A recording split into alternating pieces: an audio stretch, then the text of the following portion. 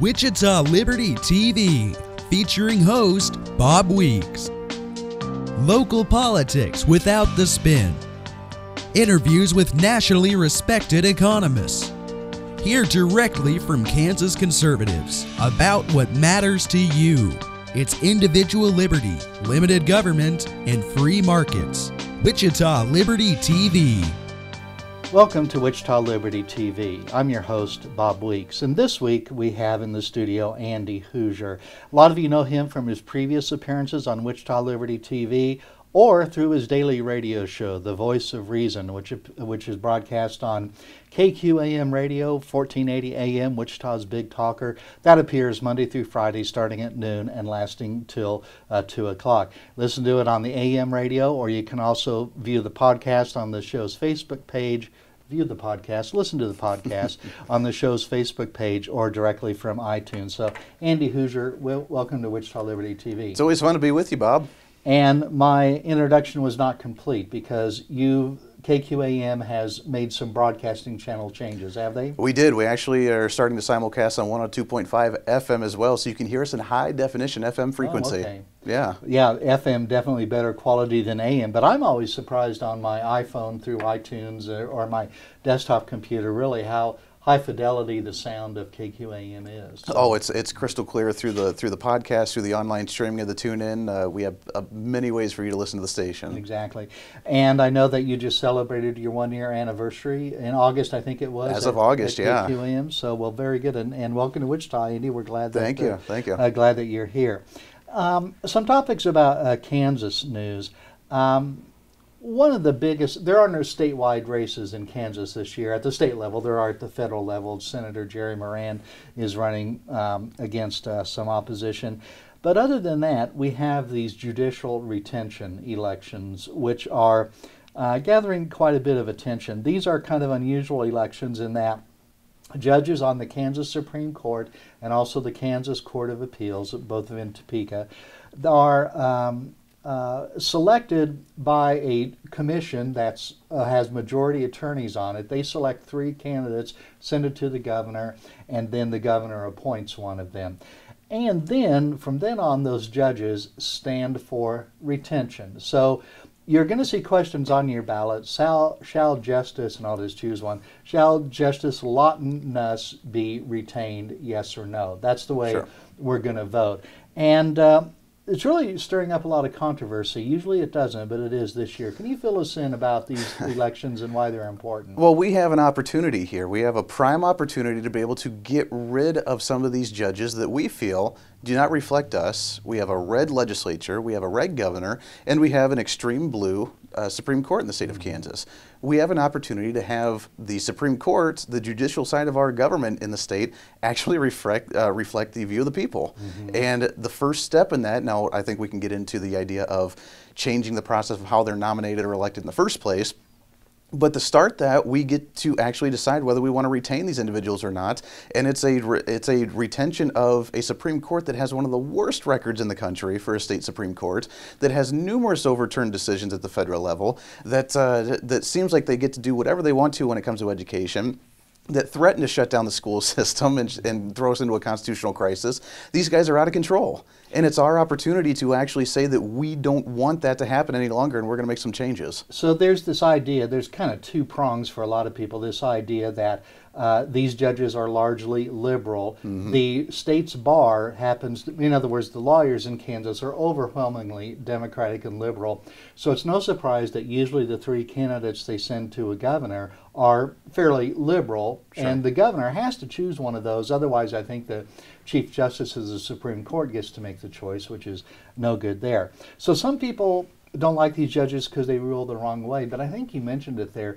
This court has been overruled by the Kansas Supreme Court, or the United States Supreme Court, several times. Most recently, it was an 8-0 decision. Let's not even mention what the decision is, because the merits of that decision might differ between conservatives and liberals and so forth. But the fact that our court was rebuked, I mean, even Justice Ginsburg a far left liberal did not agree with the decision that the liberal Kansas Supreme Court made. Well, like we said, I mean, it's one thing that it's a blue, liberal, progressive court, but it's the icing on the cake that not only are they a liberal, progressive court that does not reflect us, but they go above and beyond that, that they just make terrible decisions that even liberals on the federal level see as bad decision making based on constitutional, whatever they view as interpretations of the Constitution. It's bad all around, and it's our opportunity to be able to say, wait a second, we don't want this reflection on the state of Kansas when it comes to our judicial system. You know, judging at that level really is a political thing. Now, the argument by the retained people is we need to keep politics out of this.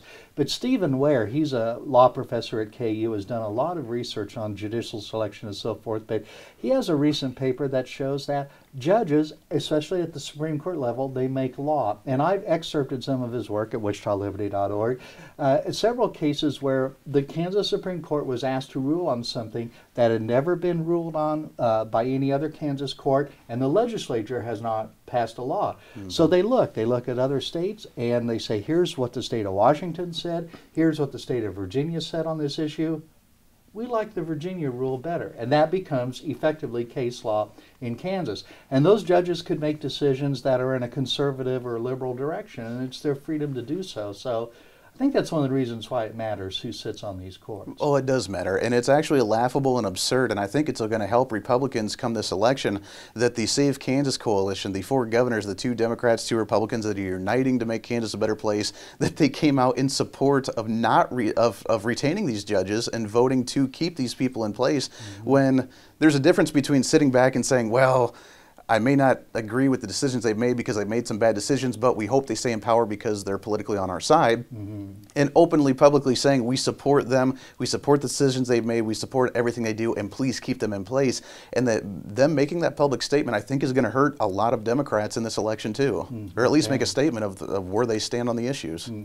Now, earlier this week on your show, you had Governor Sam Brownback called in. He also called in this morning on the Joseph Ashby show when Denidre Herbert was guest host. What's on the governor's mind this day in Kansas? Well, you know, he went for so long without defending his issues and defending his policies, defending the decisions that he's made, and a lot of Republicans have noticed that, and a lot of Democrats have seized on that opportunity to attack him without him defending. I think that now he's starting to come out and talk about what he's done for the last few years while in office. And I really enjoyed this conversation. We're starting to see growth in the state. We're starting to see jobs come into the state. We're starting to see teachers come into the state, and it's a good thing, but it's not being reported on in the liberal media. It's not being reported on anywhere else, and he's out there to say, wait a second, hey, look at the growth we're seeing. We're having some issues, obviously, because of commodity prices and egg prices and oil prices that are still low, and that's definitely helping with the shortfall that we're seeing in our budget. But look at the great things happening here, and he's making that case now, and it's really good to see. And I think you may have asked, or maybe it was Denidre does, you know, we've got to come up with the school funding formula this coming up session. The governor's asked people for email suggestions. It's studentsfirst@ks.gov if you want to send the governor your thoughts on that.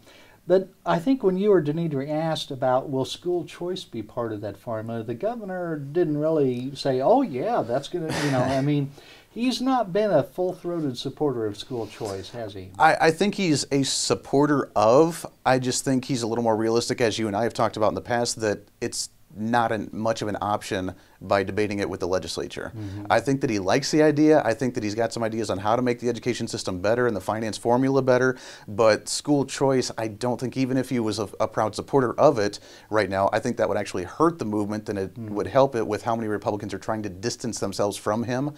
So I think he might be a supporter of, but he doesn't want to come out and full on board because it might not be something that would go through very easily. I think he realizes that his favorability ratings are quite low at these days, and that's kind of a problem for Republicans trying to run for office this fall. Andy, hold on to those thoughts for a moment. This is Bob Weeks on Wichita Liberty TV. We'll be back in just a moment.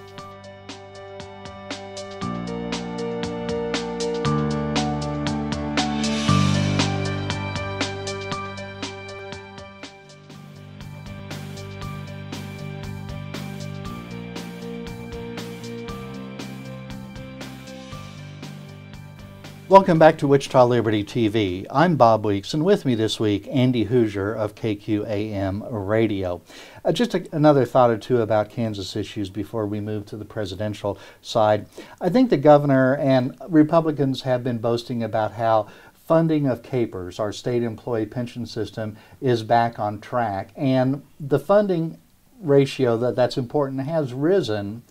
But they don't always mention that we borrowed $1 billion last year in order to shore up those payments. Well, you're right. And I mean, we definitely have some ways to go, obviously, with the budget. We're starting off this one with, what, $250 million in a budget shortfall. We still have the education where they're trying to add on $900+ million. They're still talking about the highway funding, even though we're number 3 in the country for the best state highways.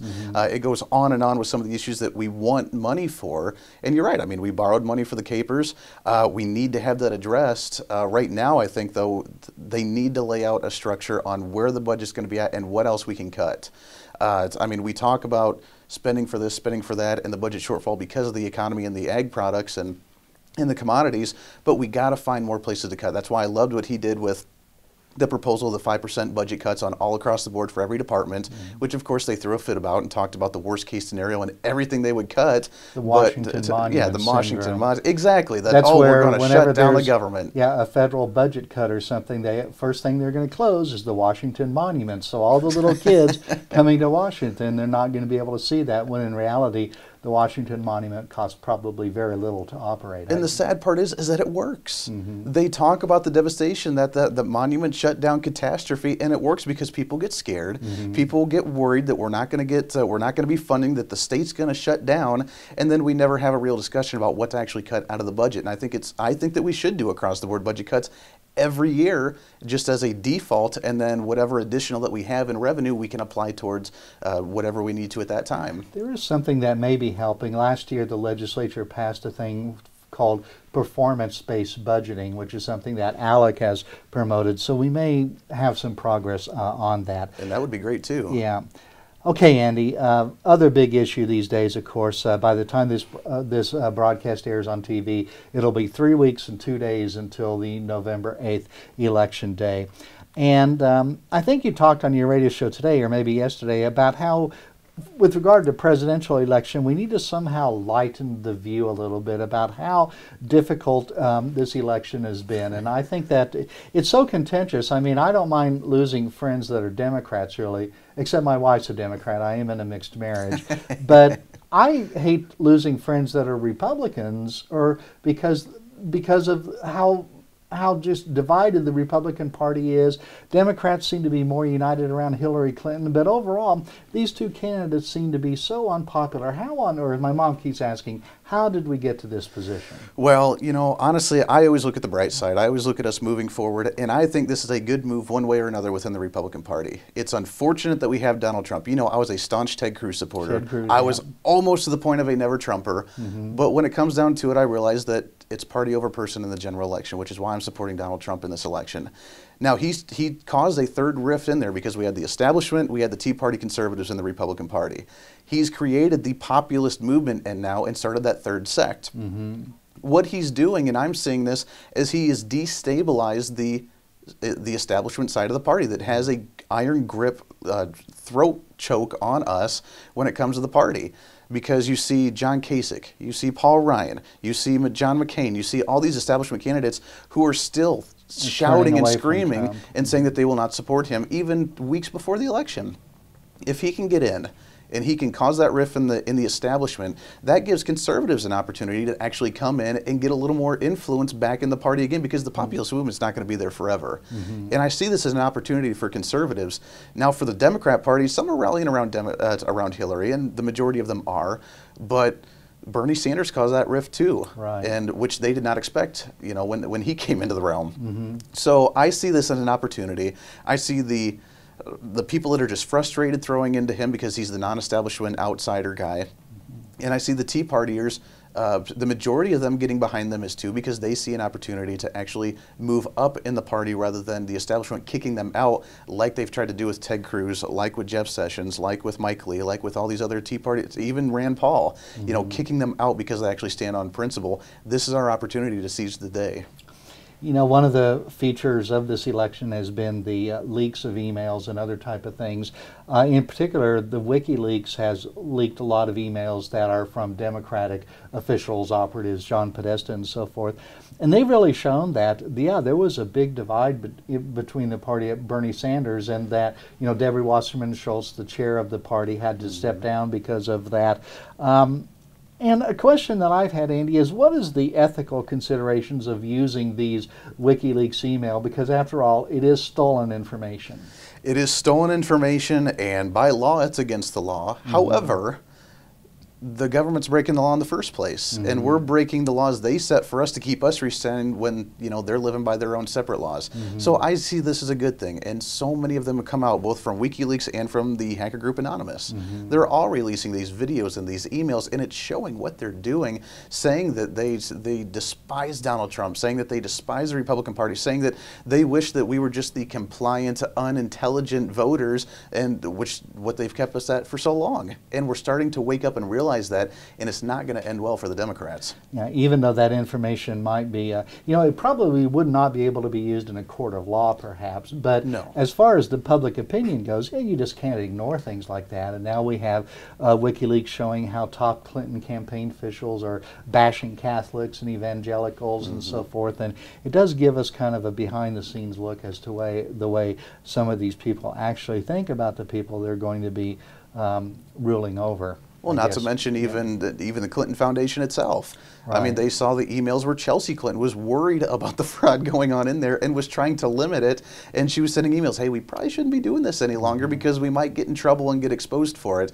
And it's all right there in writing. And some of the leaks of the speeches that Hillary Clinton gave to the big Wall Street banks have shown that, you know, she has a public position, like, for example, being on trade, for example, and then a private position where she's more for more free trade, but publicly she says no free trade, we have to have more tariffs and so forth, which is the Donald Trump's position. No, exactly. Well, not even with the trade, but look at what she wants to do with immigration. She talks about within her first term bringing in 1 million more Syrian refugees, giving amnesty to the 11 to 30 million illegal immigrants, whatever we have here, along with importing in an additional 10 million. That's close to 22 million new people in here. Every election going back to 96 and even back to Ronald Reagan have been won within a 5 to 10 million popular vote ratio there. If we have 22 million more people that they've distributed amongst within the country here, conservatives and Republicans will never have a voice again because we will be outnumbered by close to 10 to 15 million individuals. And that's why I think it's so pertinent that we have to vote for Donald Trump and to be able to do whatever we can to keep her out, because we'll never have a national voice again. Andy, let's take another commercial break, and when we come back, I'm going to ask you about the wisdom or not of voting for someone besides Hillary Clinton or Donald Trump. I'm Bob Weeks for Wichita Liberty TV. We'll be right back.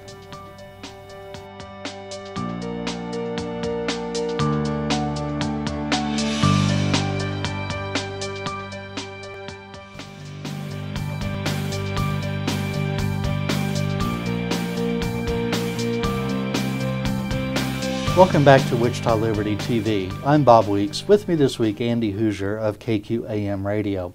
One of the issues that people use to say why it's so important to vote for Donald Trump or Hillary Clinton, whoever it is because of the Supreme Court. We have one open space right now due to the death of Justice Scalia earlier this year. The president's made a nomination, but so far the Senate hasn't moved on it. But people say this election is important because it's going to change the complexion of the court forever. And I think that's important, but I'd like to point out that, for example, the oldest justice is Ruth Ginsburg. Now, if Hillary Clinton was president, could she appoint anyone more left-leaning than Ruth Ginsburg? No. So there will be a new justice there. She's 83 years old, but really probably wouldn't change what the court does very much. Well, she has an opportunity because, as we mentioned, I mean, we have Scalia's seat to fill, and then with that one retiring, I mean, for example, if we have Hillary Clinton in there, we get Scalia's seat that was conservative moved to a blue seat. And then we retain... So that would be a change. Exactly. That would be the change. And then Ruth Bader Ginsburg that would retire, we would have an additional blue seat, preserving that seat that's already blue. If we have Trump in there, we have a Republican that maintains Scalia's, and we get to have a Republican that gets to replace Ginsburg whenever she retires. So we have the opportunity for that Supreme Court to change, you know, depending on whatever candidate's in there. Now, a big question is, and about Donald Trump is, and he has released a list of judges he would consider. There was like 20 or something like that, and most people, at least reports were that these are all fairly conservative-minded legal jurists there. But could we trust Donald Trump to actually choose from that list and do what he's going to say to do, given how he's, just his overall personality, I want to say? Well, that's the concern. That's the concern that he does have of whether he's going to fulfill his obligation of what he says he's going to do. The good news is that he's got Mike Pence, who's a solid conservative Catholic individual who's devout to his principles and what he believes in. He's good friends with who he wants to bring in with Newt Gingrich, who I'm not a huge fan of, but he's a Republican. Bringing in someone like whoever, I mean, some of the other presidential candidates that were this year. I mean, if he surrounds himself with the proper individuals, along with his son, that I think does a phenomenal job for his campaign, I think that he would fulfill some of those because they would hold him to it. And that's the great thing about Donald Trump, is that I don't like him personally. I don't like his stance on a lot of things, but the people that he surrounds himself with, he's great at delegating, as he has been for a business owner, and delegating and choosing the proper people to be around him. And by doing that, they will help him pick the appropriate people to be in positions and fulfill the conservative movement to an extent. Now, I'm going to vote for Gary Johnson, which is a third-party candidate. I don't like to use third because, I mean, there's actually 4 parties that are on the ballot in almost all of the states. And people tell me, Bob, that's a wasted vote. And I respond by saying, it's a waste to vote for someone you don't really want to be president. Like, maybe a lot of people are voting for either Hillary or Donald because of that. So they say, don't waste your vote by voting for someone you really don't want to. And there's also the other argument that does voting really matter? I mean, in many states, the chance that your vote would be the tie vote is mathematically very, very small. So why not vote for the Libertarian Party and bump up their presence? If they do get 5% of the vote, then they're going to be eligible for the presidential matching funds the next time around, and so forth like that. And I heard you on your show the other day make a pretty strong case for why you should not vote for a third party. So here's your chance, Andy, before the whole world here. Well, Bob, I've never been a fan of voting third party, especially when it comes to a general election. And the reason is the case that I laid out earlier with Hillary Clinton, with the refugees, with the immigration, with everything that's going on. Look, a third party candidate has never won the presidency, ever. Even Abe Lincoln, when he started the Republican Party, it was the rebuilding of the Whig Party. It was not a third party out of nowhere. I believe the best that we've had in recent years is in 1992, Ross Perot, I think. Ross Perot. And in that election, in 1996, with Bill Clinton and with Ross Perot and with Bob Dole lost by George H.W. Bush. Or George H.W. I'm sorry, yeah. He lost by 8 million votes. Ross Perot received 8.5 million votes. He lost that election because of the third-party candidate that would have gone to Bob Dole or George H.W. Bush, if they would not have voted third party. So a lot of people use that argument. They'll say that a vote for Gary Johnson is one peeled off from Donald Trump. Do we know, a lot of reporting I've seen, they surmise that Gary Johnson's pulling evenly from the Democratic and Republican. Do we know how to make those types Well, he is some, but we can look at the platform that he stands on. And libertarianism and conservatism are very much in line, except for a few issues like social issues and foreign policy. But when it comes to the economy, when it comes to government regulation, we're very much in line. Now, there may be some liberals that will not support Hillary Clinton because of what Bernie Sanders started about the big banks and corporations and so on and so forth, and the social issues that will go to Gary Johnson. But it's going to be very minute. Even Weld, his running mate, came out and said that his goal is to make Donald Trump third in line in this election because they want to beat Donald Trump, essentially saying that they want Hillary Clinton to win because they don't have a chance of winning. So by that sense, they're taking away the person that, even though may not have all of their representation of their views, has a closer representation than what the opposition does. And to me, voting third party actually does more harm to the cause you're trying to promote than voting for someone that you may not agree with politically to a degree, but is more so in line based on the party politics and the special interests than the opposition. And there's even another candidate, Evan McMillan, who's an independent on the ballot in only a few states, one of which is Utah. And he may, there's a trending that he could actually win that state and receive that state's electoral college votes. There's all sorts of maneuvering that Maybe no one, if that happens, no one will get the required 270 vote majority, and the election would be decided by the House of Representatives then. That would be crazy, I think. It would be crazy. And even if it does that, though, it's still not going to matter for the third-party candidate, because who's in the House of Representatives? It's Republicans and Democrats that are paid for by special interests based on that party's politicking, which means it's still going to come down to Donald Trump or Hillary Clinton based on who's the majority in there and the party that's going to tell them to vote that way. So even if it goes to that and Gary Johnson's able to take New Mexico, and the third-party candidates can take one state or two states, and it goes to the House, it still won't matter to them because of the money. It's unfortunately, and I don't agree with it, but unfortunately we're in a two-party system here based on the money and the special interest behind politics, and it's not going to change. In order for us to have any kind of voice, in order for us to have any type of agenda for us to advance our ideals, it's got to be through the party with the money and the voice to be able to do that. And the third parties, in my opinion, just don't allow us to have that voice. And you think that there's such tension in the Republican Party right now on the national level that there may be some sort of meaningful realignment or something after this election? I think so. Either we're going to be able to cast out and start pushing out some of the establishment types, and the conservatives and some of the populists are going to step up and actually have a say in the party, or the party's going to crumble. It's going to break up, and maybe it's due because we've been doing this battle for a long time, the civil war within the party. It's going to collapse, and something's going to rise out of it again. What it is, we don't know, but maybe it's time for that. So in my case, in my view, either way, I think it's beneficial to the Republican Party.